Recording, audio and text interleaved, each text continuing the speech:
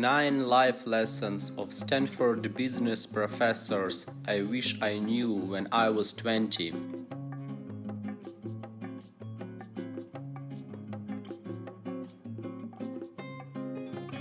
First, opportunities are abundant. At any place and time, you can look around and identify problems that need solving. Some are mundane, such as scoring a table at a popular restaurant or pumping up bike tires.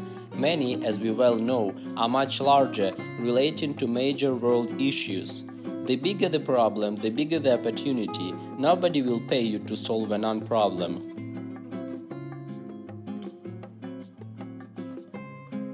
Second, regardless of the size of the problem, there are usually creative ways to use the resources already at your disposal to solve them. An entrepreneur is someone who is always on the lookout for problems that can be turned into opportunities and finds creative ways to leverage limited resources to reach their goals. Most people approach problems as though they can't be solved. Third, we so often frame problems too tightly. When given a simple challenge, such as earning money in 2 hours, most people quickly jump to standard responses. They don't step back and look at the problem more broadly. Taking off the blinders opens up a world of possibilities.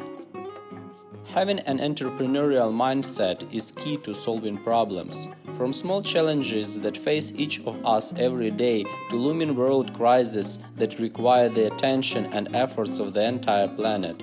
In fact, entrepreneurship cultivates a range of important life skills, from leadership and team building to negotiation, innovation, and decision-making. The first step to solving big problems is to identify them. In the world of product design, this is called need finding. This is a skill that can be learned. In fact, it's a key component of the curriculum for the biodesign fellows at Stanford University. Postgraduates who have studied engineering, medicine, and business come together for a year to identify significant needs in medicine and then design products to address them. If we clearly define a problem, the solution will logically present itself. The biodesign fellows spend 3 months shadowing doctors in action and identifying problems they appear to be facing. They watch carefully, talk with all of the stakeholders, including physicians, nurses, patients, and administrators, and figure out where things can be improved. They whittle a list of hundreds of needs to just a handful, with the goal of picking the biggest problems they can find. After they settle on the challenge, they design and quickly build prototypes for a variety of solutions. After a focused, iterative process, they present their new product concepts to the key stakeholders to find out if they have successfully met the need.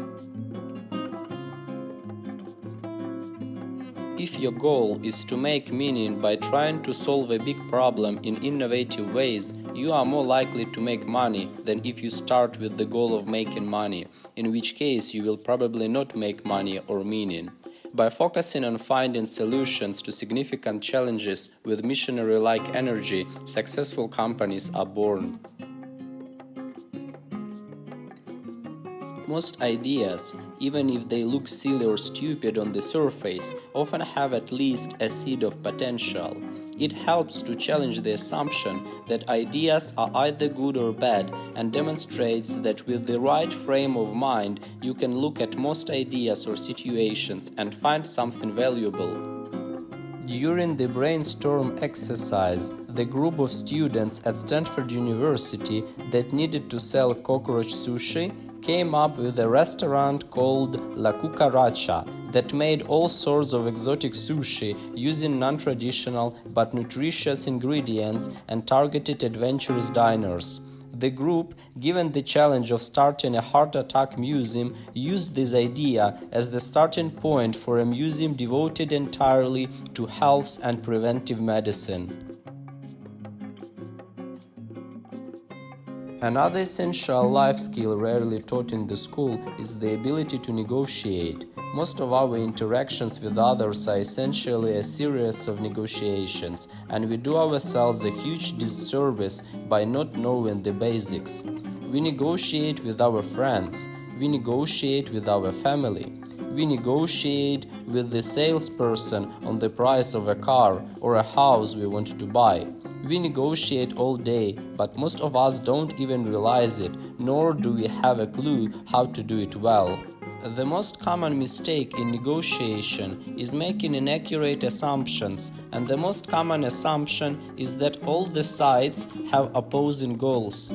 The key to a successful negotiation is to ferret out everyone's interests so you can maximize the outcome for everyone. This is easier said than done, since most people hold their interests close to the vest, believing this gives them a stronger negotiating position.